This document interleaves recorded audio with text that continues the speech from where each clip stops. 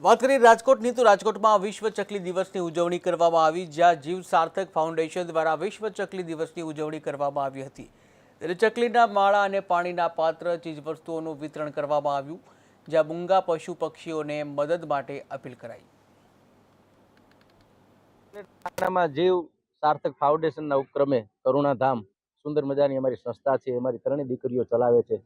સેજલ હોય, મયુરી હોય, માધવી હોય અને એની સાથે જોડાયેલા ઘણા મિત્રો છે, સેવાભાવી। બધાના નામ લઈએ તો લિસ્ટ મોટું થાય।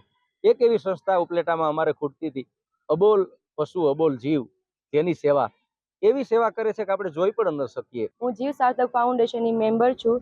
આજે મહાન આગેવાનો અને ઘણા બધા મહેમાનોની ઉપસ્થિતિમાં વિશ્વ ચકલી દિવસ નિમિત્તે અમારી સંસ્થાએ એક કાર્યક્રમનું આયોજન કર્યું હતું। અમારી સંસ્થાના લાભાર્થી એક કાર્યક્રમનું આયોજન કર્યું હતું। આજે ઉપલેટાના આંગણામાં જીવ સાર્થક ફાઉન્ડેશનના ઉપક્રમે કરુણાધામ સુંદર મજાની અમારી સંસ્થા છે। અમારી ત્રણેય દીકરીઓ ચલાવે છે।